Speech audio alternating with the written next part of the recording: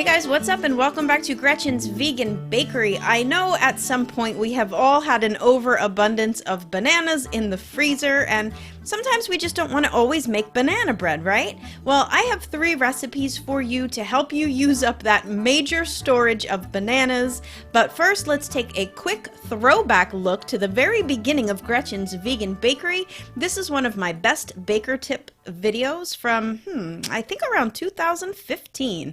Ah, the good old days. Hello, it's Gretchen's Bakery here, Best Baker Hotline. How can I help you?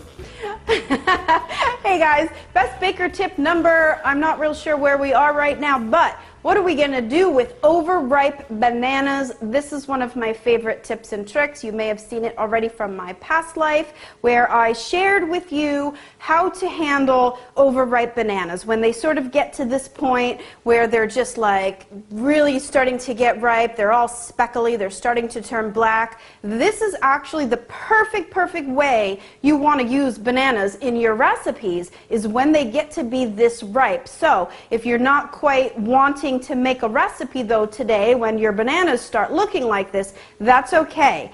Put them into the freezer, just like you see that I have here. I popped these in the freezer yesterday. They are hard as ice right now because they are completely frozen throughout. I did not peel them. I keep them perfectly in their skins because it's just so easy to throw them into the freezer. You don't have to wrap them. They're already wrapped. So this is like, I love this trick. Banana bread, banana muffins, banana coffee cake, like banana puree. You don't even need a food processor when you use this method, because I'm going to show you a trick when we snip the ends after these thaw slightly.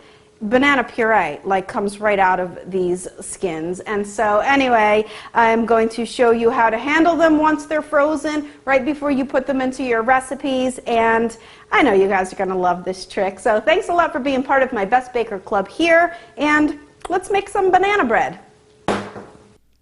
I usually let the bananas thaw at room temperature just in a bowl for about an hour or so before I mix my recipe. If you need to speed the process, you can submerge the bananas into some hot water, and that really is the beauty of freezing them in their natural skins. It just makes everything so easy.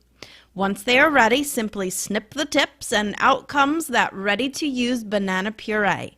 You can strain them through a fine mesh sieve if you feel that there's too much excess water from the thaw, and some people will even like to cook the puree down slightly to get out any excess water for a super concentrated banana flavor.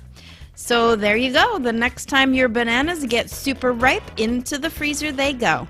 Alright guys, thanks for joining me here at the Best Baker Club, and I'll see you again soon. Alright, well, now that you know how to freeze your bananas and you have your banana puree all ready to go at a moment's notice, take a look at a few recipes that you can make that are not banana bread. First up is my banana strawberry cheesecake. The crust is made with banana puree. The cheesecake batter is made with banana puree.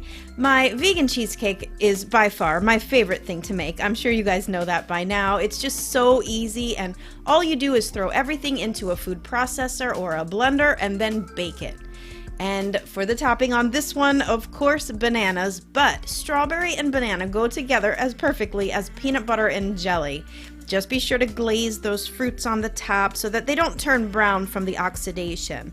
And there you have a super creamy banana cheesecake for the win.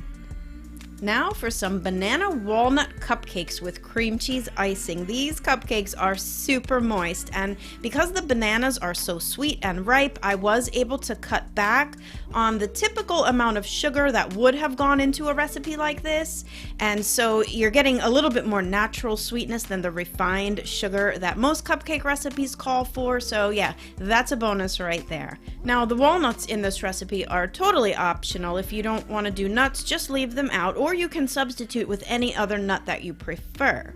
Cream cheese icing to top these off, and you have the most delicious cupcakes you will ever try.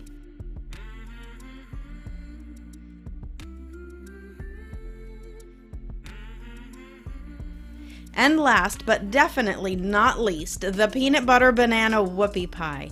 These little banana cakes are really easy to make. No electric mixers required. You can do it all by hand. And they will be done in less than 30 minutes. I really love one bowl mixes lately, and this is one of those. You just add the dry ingredients to the wet and whisk it smooth.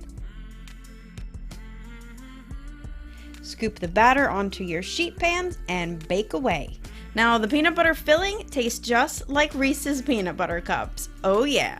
Add some fresh bananas and chocolate sauce and turn this little cake into an elegant dessert.